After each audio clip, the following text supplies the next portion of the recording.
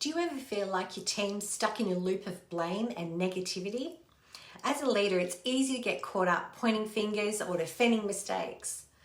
But what if you could shift your mindset and your teams to break that cycle for good? Today, I'll show you how above the line thinking can help you lead with accountability, foster growth, and create a culture where everyone thrives. So first of all, own your own role and go from blame to accountability. What is above the line thinking? Well, it means taking responsibility for your own actions and outcomes instead of blaming other people for the circumstances you find yourself in. For example, instead of saying, my team missed the deadline, you might say, what could I have done to support my team better? So a great tip for next time something goes wrong, ask yourself, how did I contribute to this situation and what can I do differently to empower my team? Foster open, solution-focused conversations with your team.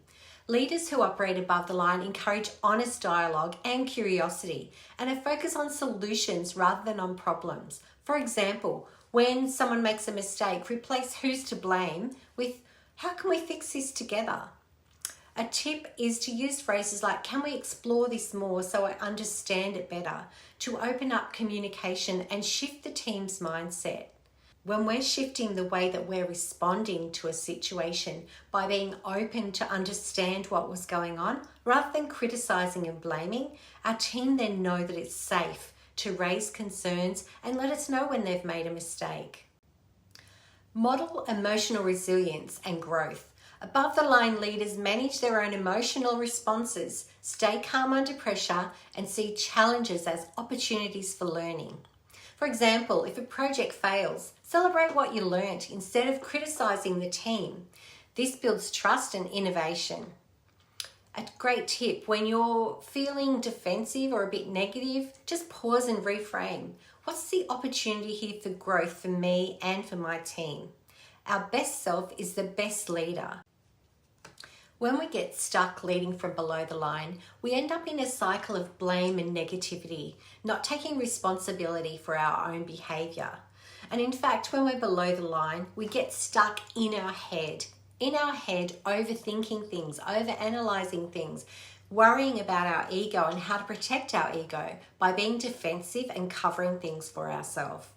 As a leader, if we're stuck below the line in our headspace, it impacts everybody around us in our workplace because the energy we're putting out to the workplace really has a negative impact on everyone. When a leader is operating from below the line in that headspace, there is no opportunity for collaboration. There's no opportunity for people to be innovative because there's a great fear among your team members of what they're allowed to do and what they can do. And often when you're below the line as a leader, you're also taking the credit for everything that's going well, and you are not acknowledging your team members.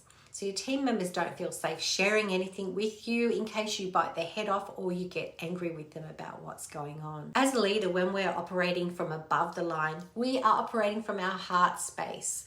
And in that space, we're thinking about the way that we serve other people and who we need to be that we will get the best out of our team members. So leaders who operate above the line in that heart space are really focused on how they can inspire their team members to be their best and bring their best. So when we're operating above the line, we're coming from a really healthy ego place. And in a healthy ego, we're really focused on what other people need so that they can do the best and be their best. When our team's operating really effectively, when we're in our heart space and inspiring them, we are asking better quality questions. We're not afraid to ask questions to understand what's going on from their perspective. We're not afraid to admit that we don't know everything. And we're open to their ideas and the innovation that they'd like to bring to the team. We're not putting pressure on ourselves to have all the answers and to know everything. So I'd encourage you to have a think about whether there's some areas of your leadership where you need to move out of your headspace and into your heart space to be more effective in your leadership and spend more of your time above the line. At the end of the day, above the line leadership just means that we are leading as our best self. And when we are operating as our best self, we don't feel exhausted at the end of the day because everything we do and every decision we make, every way we respond to a situation is coming from the right place. It's coming from our heart space.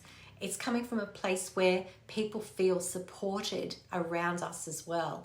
And there's no exhaustion because everything we're doing is in perfect alignment with our own values and how we want to show up in the world. So being an above the line leader really does make a difference to our energy and how much we love what we're doing and how much we love inspiring our team. When we're working in that space, everybody benefits. Our bottom line benefits because our team are working harder and coming up with great ideas. They're collaborating with each other and everybody is working together, rowing the boat in the same direction. Remember that breaking the cycle of blame and negativity starts with you. So lead above the line, take ownership and watch your team's mindset transform. If you're ready to build a culture of growth and accountability, start with one small shift today. If you want more on building resilient teams, stick around for my next episode and see how I can help you transform the way that you work with your team. Use my downloadable PDF chart with your team as a point of discussion to walk through some ideas with them on what above and below the line behavior might look like in the workplace. And if you would like to go deeper with me, check out my blog and my online course. I'd love you to follow and share with me what you've been learning. Until next episode, I'm Liz Murray.